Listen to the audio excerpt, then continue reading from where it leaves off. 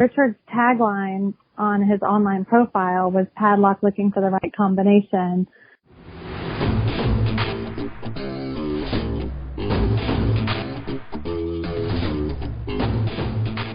And now, coming to you from the K2 Studios in San Diego, California, it's the world-famous Kris and Kristine Show. Hey, what's happening, everybody? How y'all doing? I am Kris. And I'm Kristine, and welcome to the 11th episode of the Kris and Kristine Show. Do-do-do-do. The 11th episode. Fantastic. And here we are for you guys today.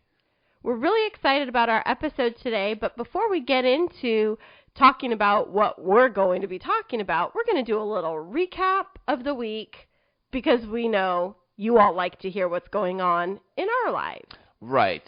That was our last episode, which was a big episode number 10, and it was a long one because we did dive into all the details of the Kris and Kristine Show Hawaii extravaganza fantastic voyage vacation. Yeah, but what we didn't tell you all was we made a really big decision while we were on vacation. We didn't walk down the aisle, but we decided where we will walk down the aisle. Well, yes, we were in Hawaii, and while we were in Hawaii, I'm saying, as we're there walking around the property, I noticed there's this big, wedding chapel and gazebo and waterfall, whole, setup. And while we were there, every time we passed by it, somebody was getting married. And it was so beautiful, like a girl's dream, fairy tale princess dream. Okay, girls and fellas, but girls are most importantly here. Imagine this. Imagine a cute little wedding chapel propped up on top of a waterfall. And then down the curved stairs, you walk into a white gazebo where on the stairs your guests shower you with rose petals. Now, wait a second, because what we didn't say is when you're inside of that wedding chapel getting married, when you look out at the beautiful glass windows, there is still a view of the ocean. It's small. The ocean is right there. Yep. Fantastic. So, we made a decision, and that's where we will be getting married. Right. We have decided that'll be the spot. We're going to get married. So we're so excited. Yes, excited, nervous, you know what I'm saying? But it's all fun. It's all good. I'm excited to go back to Hawaii. Who isn't? Oh, my goodness. Get married there? It's fantastic. We can bring the family, we can bring the kids. Kids are super excited. I mean, who doesn't want to go to Hawaii and get married and do it all right there on the beach? Fantastic. So the big day is going to be 11/20/2020. Yes, that's the big day. Yeah, it's over a year away, and we wanted to stretch it out a little bit because we want to make sure that we're ready for it, that we are able to pay in cash for our wedding, that we're able to plan a vacation around it because we want to take the kids a few days early and make sure we all have time to enjoy it together because it's not just Kris and I getting married, it's blending our families. Right, so we're blending two families together, and that's very interesting you say that tonight. Yeah, because tonight's topic, we're actually going to be bringing in our very first guests onto the Kris and Kristine Show in just a few minutes, waiting behind the scenes, across the phone lines, across the country, are Richard and Barbie Armenta. They are based out of Arlington, Texas, and they have a really tremendous story. It's really funny how I got connected with them because I actually met Barbie in a Facebook group. I posted right after our second episode for the Kris and Kristine Show that I was super excited about stepping out in faith and doing this exciting new podcast project with my boyfriend at the time. Yeah, Chris. that's me. Yep. And I was sharing about how we like to talk about our family, and it's really brought us closer as we're talking about the future, and it's helping us create something. And I just posted this info and a picture of Kris and I, and it was overwhelming, the response that I got from the women on this closed group that were so super supportive. I think Kris and I looked at it, we had over 1,000 people responding. Or was it 2,000? Was it close to 2,000? Yeah, responding in some way to that Facebook post, engaging with it. But Barbie Armenta was one of the first individuals that reached out and said, I'd love to connect with you. Sounds like we have a similar background.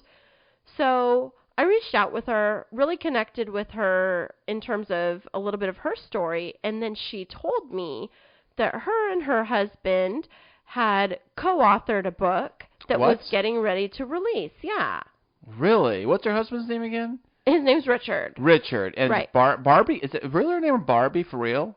Yeah. So, okay. Yeah, I think that we're going to find out for sure. It might be short for something, but Richard and Barbie, they've walked actually a very similar path to Kris and I, and their book, which we're going to be getting into in a little bit, is called The Right Combination. The Right Combination. The Right Combination. It's not about figuring out how to pick locks. No, it's definitely not. Okay. But it's going to get into finding success in dating after divorce. And they are going to talk about faith a bit. And we've shared before, this isn't necessarily a Christian podcast, but it is family friendly. And we're going to be talking a little bit about faith and dating and how we believe those things go together in terms of really building a strong bond for the future. That is fantastic. I cannot wait to hear them and get them on the show, and it's going to be great. Yeah, I'm really excited. I did get what's called a galley copy of the book. So before it was released to Amazon, Barnes & Noble, before it was out on bookshelves, I got an advanced reader copy. Okay. And I devoured that book. It was so relevant and so encouraging, and I loved to hear this couple's story. So I've really been looking forward to this interview. Is it is the book more of like a biography or? Yeah, so the way that it's structured is it's their story at the beginning of the chapter, and then towards the end of the chapter it has some like questions for reflection and to help you grow in like self-discovery. So Barbie and I actually connected through one of our, I would call it like a personal development Facebook page around our favorite author, Rachel Hollis. Ooh, is she going to be on here next? No, I wish. Oh my gosh, Dave and Rachel Hollis are amazing, and they're a podcast that we aspire to be like. They are a couple that co-creates the Rise Together podcast. And so it's on the Rachel Hollis Made for More page that I met Barbie. Okay, fantastic. That's how we were able to bring her on today. Okay, well, someday soon we'll get them figured out and we'll get them on. Yeah, it would be awesome. So we're really excited to have Richard and Barbie Armenta on the line with us today as we talk about their book, The Right Combination, and we are going to jump into that right after this. The Kris and Kristine Show is now on Instagram at The K2 Show San Diego. Check out our latest pictures, videos, show teasers, and life updates on Instagram at The K2 Show San Diego.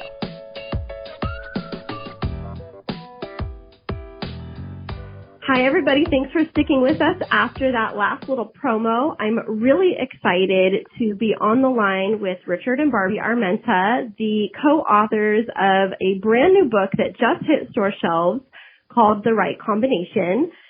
So welcome to the Kris and Kristine Show, Richard and Barbie. Hello. Hi. How are you? Thanks for having us. Yeah, we're super excited. And you're joining us all the way from, is it Arlington, Texas? That's yes, correct. we are. That's awesome. Kris and I were talking a little bit about Arlington. We don't know a whole lot about it, but I think that we'll learn more about it and you by the end of this interview. So let's jump right in. I do have a couple of fun questions for you, but why don't you start off with telling us and our listeners, we'd love to hear about you and your love story. Can you tell us how you met and about your beautiful blended family? Yeah, sure. I think I've been single for about 8 years when I met Barbie, and we actually met online, which is today's known as Match.com, but we actually was at Yahoo Personals at the time. But I think each of us knew as soon as we kind of met each other, we found one another attractive, and which I think now kind of goes without saying. I mean, here we are 7 years later going strong, So So it was, for me, it was the time I've been single long enough and focusing on just me and my daughter for quite some time. And I was, I think, ready to get out there. And I think my sister was also ready to get me out of her house. I was been hanging around too long. So she was like, go meet somebody. That's awesome. I was saying, so you were a single dad raising a daughter? Yes, I'm sorry. Yeah, I'm a single dad raising a daughter. I mean, like I said, I've been single for about 8 years before I met Barbie, and just my daughter and I were just super, super close. And it was just, we had done a lot of things together, and just really growing together. I taught a lot of different classes with her and stuff like that, and I was kind of blessed at the time, I would say, because I had a job that I worked from home, and so I was able to do things like, and I made it a point that every Wednesday I would tell her, I said, look, Wednesday, I know you just love cafeteria food, but how about Wednesday I bring you like Chick-fil-A or McDonald's to the cafeteria and I can sit and hang out with you and your friends and stuff. And normally you get a no, that's not okay because it was middle school and I'm kind of too cool now. But she was like, yes, I would love that. And so every Wednesday I would go hang out with her, have lunch together. And we just felt, and we did stuff like that a lot. So we really had a great little, bond going into this. Especially when I met Barbie, and then here she is with her 3 sons, one older and then 2 younger. So it was just something I absolutely enjoyed, being a dad of a daughter. That's awesome. And what about you, Barbie? Can we hear a little bit more about you and your perspective on the love story? Yes. Yes, it was a little bit different for me. Well, a lot different for me. As Richard said, I have 3 boys. So he had the 1 daughter, and then I come along with all my boys, and so it was a little bit louder, a little bit more rambunctious, so a little different than his world, but I loved it. I love being a boy mom.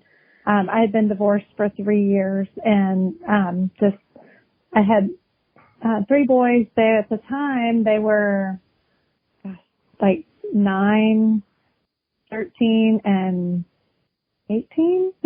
17. So I shouldn't have started doing math. So yeah, that was. But so I was always, we're skateboarding, we're at soccer games, we're doing all those things where, so life looked a little bit different for me. And so I knew going into the dating scene again that was going to be difficult for anyone to take on, me and all my crew. So I actually had put that in my online profile that I had 3 boys, and also a little bit about my faith because I thought, you know what, that weeds out a lot of people. Right, definitely. And I think that's why at the beginning of your book I connected, and Kris connected so much with your story is because while we have different numbers of kids, the pathways are very similar. We also met online on Match.com, but the story of your first in-person meeting paralleled ours very closely in terms of ours kind of escaping, and you're just in this great conversation until late into the night. And so tell me about that first date experience. What was that like for both of you? Oh, I'll start. That was, for me, it was the best first date ever. It's funny because I'd been on some first dates in the online dating, and luckily I hadn't had a bad experience, but you just know right away if you click with someone, and I had backup plans for later just in case with my girlfriend. But as soon as I saw him, I was like, oh no, this is definitely not contacting the girlfriend. And the whole time we're talking, I'm thinking, oh, this is going to be the one that's not going to call me back. But no, we had so much fun. We just kept going. We just met for happy hour, but then we went out dancing, and then we were sitting at IHOP at, 2 a.m. having pancakes, and just the best conversation and just the best time. And I just loved it because it was just real. And some people you meet, they just, they can be who they think you want to be in the moment. And he was just so real and just very transparent and just sharing a story. So I loved it. Yeah, I think that's a lot of it was just the great open communication that we had. Just the conversation just kept flowing, and then I was kind of like her, I think anybody does it when you're online dating. You're like, okay, so if this doesn't work out, what am I doing later? But as she said, it worked out great, but it was, mutual attraction, like, wow, okay, I'm in jeans and flip flops, but I do have shoes in the car if we're going to go dancing. I was ready for that too. But, it really was great open communication that we had to just kind of sharing story after story, and it just kind of felt really comfortable. You gotta love a prepared man, Barbie, that keeps an extra set of shoes in the trunk of his car. That's 100%. Absolutely. Yeah, well, I loved that part of your book where you were talking about your first date, and it brought back my memories of my first date with Kris. Very much like you, Barbie, I had a friend that said, if it doesn't work out, give it an hour, and then we'll take you out for drinks. And 4.5 hours later, Kris and I looked at our phones and we were like, where did the time go? So I loved that whole story and how you both told your perspectives on that first date. It was really fun. So let's move on to another question. I read your book. I was so grateful to get an advanced galley copy to be able to read before the public release. And I was really curious about what led the two of you to decide to co-author a book and share your story.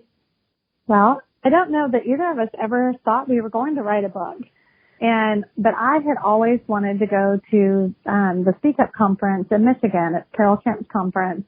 And because I did always want to be a speaker, and I just really admired her.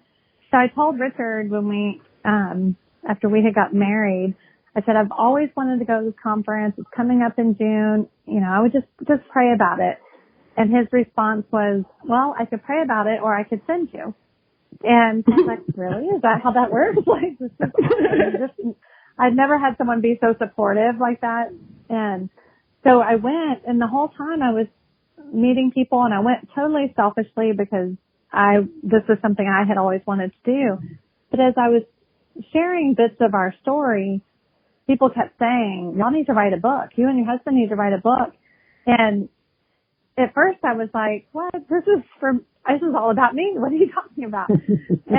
But over time, I finally called him from there, and I was like, babe, I don't know what's going on, but I think you and I are supposed to write a book. And it just continued to come up. And so we just sort of got our feet wet and started writing some things. And it's been a few year journey to really get this onto paper, but I just feel like it was just so God-led, and just so grateful then to just get that opportunity. When you start writing, it's kind of almost, especially when you're sharing your story, it's almost therapeutic in ways, and it's difficult in ways because, pulling out these personal things and being so vulnerable. And so we're grateful to have had you read it, and just for everyone that's read it and give us feedback, and just for the lives that we pray will be touched through this process. Yeah, and that was the funny thing. I'm sorry, go ahead. No, go ahead. It's okay. No, that was the funny thing for me, because I thought I was just sending Barbie to a conference that she always wanted to attend, and then here the next thing I know, we're on a road to writing a book. She's calling me, I think we're supposed to write a book, and I'm like, really? Because I thought I was just sending you to a conference. Well, so the thing is, I think. And honestly, when we look back on it, and I think anybody, you look back on your life and you look back on the things you walked through, and your trials, tribulations, valleys, and mountains, and whatever it is, I think God had always been writing the book all along. He just needed us to see his vision on how he wanted us to share his story through us. And shared that story you did. There were some parts of that story in your dating journey where I could just feel the tug towards each other, and then that a little bit of fear of being vulnerable again, and that back and forth. And how did that feel to put all of that out in the open for anybody to read, your deep-rooted vulnerabilities? Terrifying. It was such a it was kind of a longer process for us. And so I think just over time, because I started it slowly and just putting some things out in blogs on our website. And so I kind of got a little bit of a feel for that, and just thankfully just the support, because I published parts of my journals, and these were things that I thought if anyone ever reads this, I would just die. And now we're publishing them out in the world. But side note, Richard said, I think God was always writing this story. Richard's tagline on his online profile was padlock looking for the right combination. And now here we are 10 years later with this book entitled Right Combination, Finding Love and Life After Divorce. So I think he was always writing this story. That's incredible. Yeah, and I think for me, it's like, you know, I had come to a point where I just shared that with Barbie. It's like, had been so focused on my daughter and me and who I was in Christ, really who I was in Christ, and just figuring out who I was all by myself, nobody else, and got to the point where I was content in my relationship with him. So when I started putting stuff down on paper, for me, it was less about me and probably more about, oh, what is my family going to say when they read this? There's so much out there.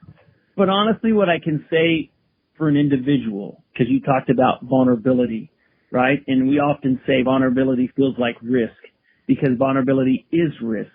But also vulnerability sometimes looks like weakness to an outsider, but it actually is a show of strength. And so putting all that stuff on paper for me, because God had already set me free, was even giving me more freedom. That's incredible. I love that so much, and how even putting it down on paper releases any last strongholds that the devil might try to have over us, keeping us in fear. That's a really powerful statement there. Go ahead. No, and I was talking to my mom the other day on the phone, and we were not debating, but we were talking about stuff that had been written in the book and this and that. I said, Mom, but honestly, think about the Bible. I said, what if King David's story had never been told? So I never know that King David was an adulterer and he had a child out of wedlock, and then murdered the person's wife. I said, what about Moses? I mean, there's so many stories in the Bible. I said that if they hadn't been written, I said, where would we find our hope? I said, so to put this thing on paper for me is not only giving me freedom, but I pray it brings somebody hope. That's incredible. I love that. And I know that it did for me. And if you don't mind me sharing, Barbie, just a little bit of some of your story. Absolutely. That something that really connected with me was when you were talking about coming out of a relationship where there had been a pattern of abuse. And that's not something that I share openly with really anybody in my life outside of my immediate circle. And I'll tell you, I was reading that you're re-engaging with a relationship and your decision to go back and date again, having come through that in my past also, just really was healing for me. And so I just wanted to say personally, thank you for that vulnerability, because like you said, Richard, your story can give others hope. And it really did. It put wind in my sails. And so I just wanted to say thank you for that, because I know that's a really hard thing to share openly. Oh, thank you so much for sharing that. That blesses me, because that's the reason I share. And I love that God doesn't waste anything, that He can take that story in my life and touch you with it. That's what God does. That's beauty from ashes. Yeah. That's wonderful. I was just putting a sign up on my wall that said He gives beauty for ashes. So there we go. So on that idea of vulnerability, Kris and I just got engaged a little over a month ago, and your story and ours has many. Thank you. And your story and ours has many similarities in terms of the whole learning to be vulnerable, overcoming past relationship hurts, and blending a family. So what sage advice would you have for us and any other couples that are in that same stage of life right now? I mean, sometimes I think I want to share with couples, out there, that coming from, divorce and coming from a certain situations that you might have gone through. It's like I always kind of share with somebody, there's no shame in your past. I think the world tries to label everyone, label everyone or everything. And we just have to remember that, not to take ownership of words spoken over us, or maybe even ownership of words we've spoken over ourselves. I think, and I just think when you blend a family, you just really need to know your role. I don't think it's the man's responsibility to come in or the woman's responsibility to come in and just really take over and say, I'm in charge now. it's really knowing that role when you come into this blended family life. We truly are exactly what it means. We are blending, and we need to figure out how to blend together, correctly. And for me, it was really, Barbie had been in that role for a while. So when I came in and, I always think, boys do need a man to help raise them into men. But she had already established roles. So I didn't take over that position right away. And I let them maintain what they had until we slowly begin to grow and know each other and love each other. Now were there occasions I had to step in and say something? Yeah, but I think it's just knowing, being secure enough in yourself and knowing that, that you are there and that you are there to encourage, you are there to lift up, and that, your role as a man is to be a spiritual leader and show how that happens, in a loving, kind, and compassionate way. That's great. The advice that I would give is the advice that Richard gave me in our 4 years of dating, and that was enjoy the process. I think we want to, trust me, during that 4 years, every time he would say enjoy the process, I'd be like, but how long is the process? How long does this take? And I was so focused on what I wanted, and I was missing the moment. And so that's the advice that I would give, is just to be in the moment. We rush through life so fast, and, we want instant gratification and things. And it's like just being as intentional and being in the moment has so much joy to it when we just stop and we can find that time to have gratitude for right where we are. There was Richard had made a decision that he was dating in abstinence, that we were going to date God's way, and that slows everything down. And so we really would sit and we were intentional with conversation, and we got to know each other on that emotional and spiritual level that we often don't take the time to do. And so that's the thing for me, is just enjoying the process and being in the moment.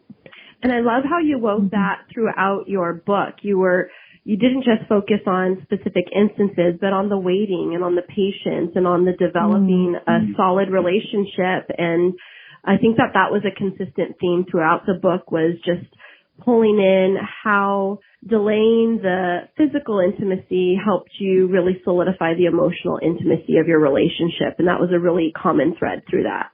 Yeah. I think the one thing we often say to each other is like, there truly is no end destination. You're always becoming, and so I think that's something that we always look at there. You're just always becoming this new thing. Yeah, definitely. In this constant stage of blending and growing, and just like a tree, right? Yes. Well, awesome. So I have a couple more questions for you all, and I know it's getting later there in Texas time, but I want to make sure that we definitely get through the rest of these because they're great questions. You mentioned in the book that you both have children and have had to navigate co-parenting with your previous spouses and blending a family. What are some of the things that you learned about blending children in your relationship that others could benefit from? For me, Richard did a really good job of leading out in this area. And I would say I probably, just enjoying the process, I would have rushed things if he had not slowed me down and and told me to wait. And I'm so grateful because watching the relationship develop between him and my boys was really special. And he allowed them to get to know him and to come to him. My youngest is like, there's just some things I need to know as a man, like changing a tire. And I just felt like just God and all his goodness gave my son a flat tire like the next day. And Richard didn't go do it for him, but he went and taught him how to do it. And it's just little things like that happen organically that's what develops those relationships. And I think often we try to rush that blending. And it's something that as we allow it to happen organically in that way, it just became something really special to watch. But yeah, Richard, I really want them to hear from you because, like I said, he really just led out in this area so well. You talk about co-parenting with previous spouses and blending families.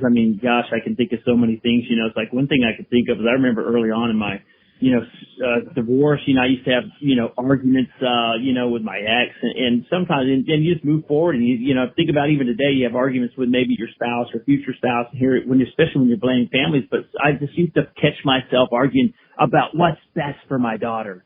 This is best for Dakota that we do it this way, blah, blah, blah, whatever it might be. And I would say that, and however, when when God really started convicting me, I'd have to take a step back, and I really started looking in the mirror and going, okay, and started asking myself, okay, who am I really doing this for? Mm-hmm. Am I really doing it for my daughter, or is this all about me? And what I found out is most of my arguments with my ex, or maybe even future spouse, about things that wasn't really about the kids, it was really about me. And so I think I share with people, it's like you just have to remember to we have to remember to kind of take ourselves out of the equation. Really, not what's best for the kids under my thinking, but what's truly best for them, and that might mean that the other person takes the lead, or that might mean that you take the lead, and then, and I just think that's one thing I was thinking of when we were just sitting here. And then also when you're dating and you're blending a family, I would always say, especially is just take your time, and as I mentioned, as I was single for 8 years, I mentioned earlier, and as I was dating Barbie, and so my daughter and I were extremely close, and I can specifically remember telling Barbie, like, look, don't rush things, all right? Because I don't want to feel like you're coming between me and my daughter. Because if I feel like you're coming between us, I might end up resenting you and maybe end up resenting your boys. I said, and that's the last thing I want to do. Mm-hmm. I said, if I can't go into this relationship loving them 100% as I would love my own, I said, then what am I doing? Because they deserve that. I said, so let's just slow down. I mean, does that mean everybody takes as long as we do? No.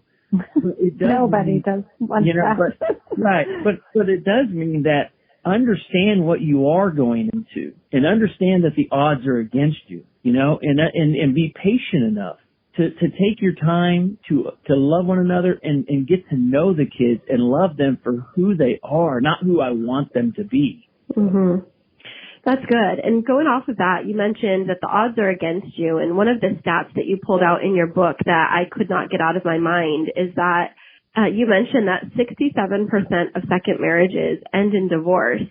And that really stood out with me. And I shared that with Kris, and we were like, okay, what do we need to do to ensure that we don't become a negative statistic, and that we put things in place to build a really healthy and strong bond, knowing that if you've gone through divorce, something has fractured in a previous relationship and you have some of those hurts and traumas.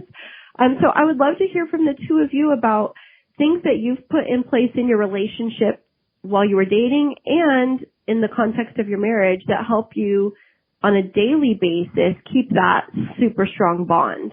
That is one thing, when you hear that statistic, it can scare you, or it can inspire you to do like, what do I want to do different? So we don't carry those old patterns into that new relationship. And the thing for me is just intentionality. We're intentional about it. My whole life, and with my kids, I've been intentional about family dinner.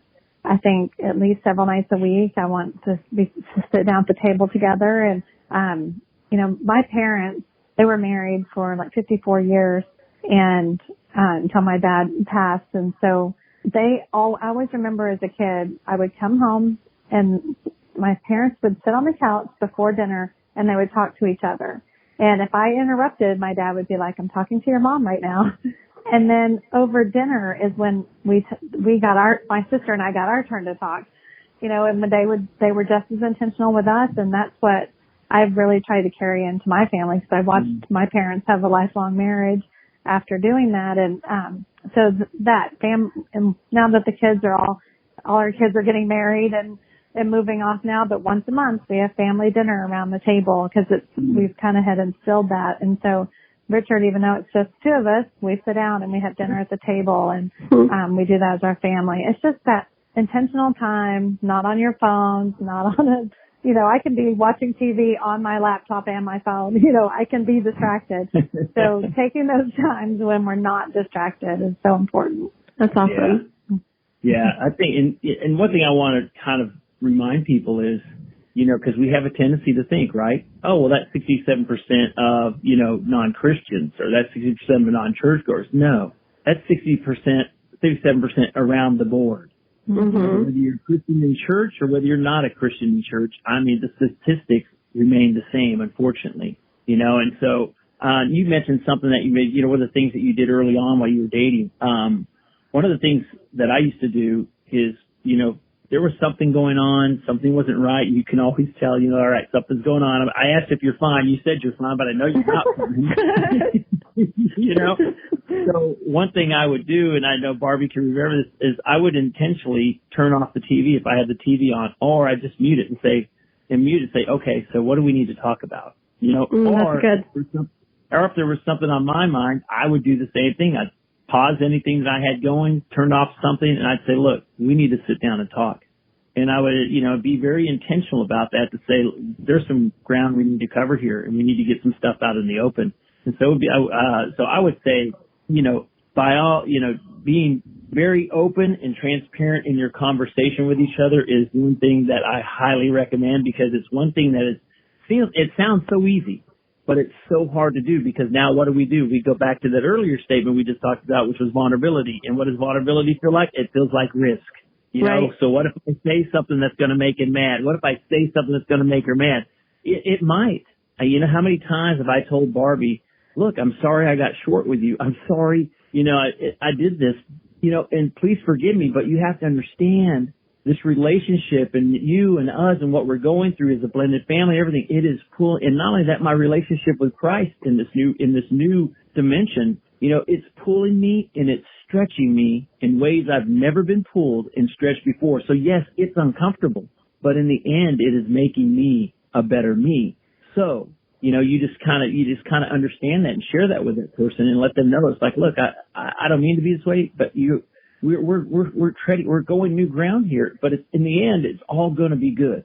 And another thing that we do is, we're really intentional about reading devotionals together in the mornings, and praying together, which is, we don't pray together every day, but in that case, but we do pray together a lot. And I will share this for most men out there too. When we first started sitting down in the morning on the couch and reading devotionals and praying together, it didn't feel very manly to me. I'm like, and I don't know why, because it is probably one of the most manly things you can do, probably one of the strongest things you can do as a man. But at first I was like, no, I'm not doing that, and like I said, I don't know why, but I finally got vulnerable, finally showed that side of me that says, yes, I am interested. And once we started doing that and reading devotionals together, started praying together, the bond that we started building with each other and with our family and with the blended kids, God just kept taking it higher and higher to a new level, to another new level. And then I'd also agree that, I love us doing family dinners once a month where everyone comes together, all the kids and now their spouses that now they've gotten married, and we're all coming together and just spending this time once a month just around the family dinner, joking, laughing, sharing a meal. And I can't tell you how much that means to me these days. That's awesome. Thank you so much for sharing that perspective. I know that that's going to help Kris and I, as well as so many of our listeners that listen to the Kris and Kristine show. And I have one final question for the two of you. Going off of that, is that we do have a number of listeners who are overcoming divorce. They're learning to date after divorce or are navigating single parenting. What message of hope and encouragement would you have for all of our listeners out in podcast land? Yeah, for me, I've reached a point really, where I just knew my old ways they just weren't working. And I really came to the spot where I just made a commitment that, you know what, I'm not just surrendering some things to Christ, I'm surrendering everything, which included my dating life. So I was dating, as Barbie mentioned earlier, I was dating in abstinence. And also it doesn't matter, for me, it doesn't matter what the other parent does at their place, right? Because I was I was on the dad side. I got my daughter every first, third, and fifth weekend. And I thought, and here I was taking her to church every weekend. I was doing these things. I know they weren't doing the things at her mom's, and and you feel like, man, I'm going to do all this for naught. I feel like I'm going to do all these things and it's not going to hold. It's not going to take, like that seed's not going to grow. like we take, all of a sudden we forget God's bigger than us, and then all I say is just keep seeking God first in everything you do and in your relationship and with your kids, because I can't tell you, there were times that I look back and it was as if I had her every day. Our relationship grew so strong and stronger every day, and I could just see God taking control of this. And even when it was just a weekend, it felt like I had her a week. And I tell people this, it's like, you can do anything you want, but but the beautiful thing is God's going to do what he can do, and it's not going to be what you can do, and your best plans can't ever work out what he has so beautifully planned for you already. That's good. What I would say is the thing that has always stood out for me is that it's never too late. Because I thought when I got divorced, because not only had I been divorced once, but I've been divorced twice. And so I just thought that I had blown it. Any plans that God had for me, that he wasn't going to be able to do that now. And so just to see that God is in the business of redeeming and restoring, and that it's never too late. And I always say in John 10:10, where he says, the thief comes to steal, kill, and destroy, but I have come that you may have life and have it abundantly. And that does not mean unless you got divorced. That does not mean unless you made a mistake. When his promises are true, and they're for forever. And so just to realize that, he can still have that abundant life for me, after all of this. And so I just had to learn to to stay focused on God and to stop trying to find my identity and my value in a man and put those God expectations on him. Because when we give someone permission to give us our value or tell us who we are, we also give them permission to take it away. And so we need to always look to God to give us our value, to tell us who we are, to restore our lives, and then allow him to bring that person alongside of you. And just to see, that's been the thing for me. It's just realizing it wasn't too late and that God still had plans for me. That's fantastic. That's so powerful. And thank you both so much. So now, where can everybody find more information about you? I know that you both do speaking. So if they were looking for speakers for any of their events, if they're wanting to purchase your book, give us your whole pitch, because everybody in podcast land definitely is going to be rushing out to get a copy of your book after this. We would love that. Primarily you can find us on our website, which is rightcombination.net. And then from there, you can follow us on all forms of social media. I am at Spa Barbie on Instagram and Twitter. I've worked in the beauty industry a long time, and I never let it go. So I am Spa Barbie. And then Richard is at Richard Armenta. So you can find our book on Amazon, Barnes & Noble, ChristianBooks.com, wherever books are sold. So The Right Combination, Finding Love and Life After Divorce. All right. The Right Combination, Finding Love and Life After Divorce? Yes, ma'am. Okay. And you were going to say, was there a website also that goes with that other than therightcombination.net, or can they find everything there?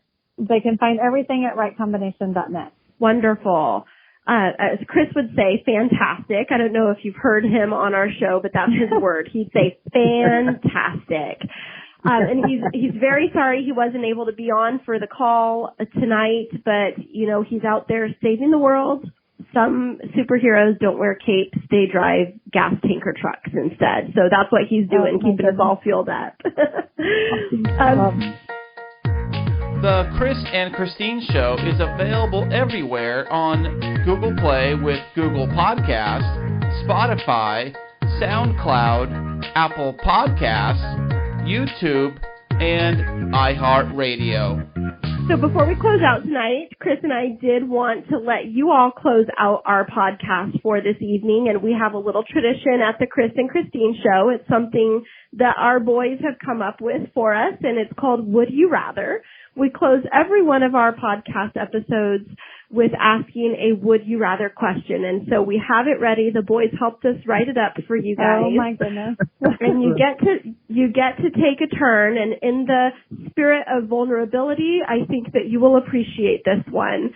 The question is, and you'll each get to answer it, is would you rather be a porcupine or a turtle? I don't want to go first. I would rather be a turtle. Do I need to explain? Yeah, for sure. We got to know your thinking. Well, I think a porcupine, I don't want people to be afraid of getting close to me. But as a turtle, if I don't want them to, I can hide. I love that. And turtles are so cute. They are, thank you. They're my favorite animal. Mm-hmm. Exactly. What would you do, Richard? I almost feel like I have to go with a porcupine now. But actually, the first thought that came to my mind was a porcupine. Really? Yeah, and it's because there's something about a porcupine that, when people first initially look at them, they think they're kind of cute also. But they're also very, but they also have the things that can protect them. And the reason I say porcupine is because I have never been accused of having an indoor voice. I'm a very loud voiceless person. So when I laugh really loud, I speak really loud, it kind of sticks out like some spots on a porcupine. It's very noticeable. All right. I totally understand this now.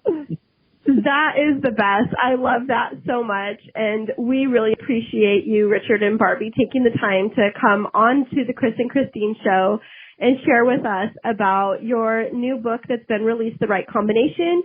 You can find Richard and Barbie online or at therightcombination.net. Thank you so much for joining us, and we can't wait to see how you soar in your new endeavors. Remember this week that life is too short to wake up in the morning with regret. So love the people who treat you right, forget about the ones who don't, and believe that everything happens for a reason. If you get a chance, take it. If it changes your life, let it. Nobody said that it would be easy. They just promised it would be worth it. Thanks so much for joining us. I'm Kris. And I'm Kristine, and until next week, keep moving forward.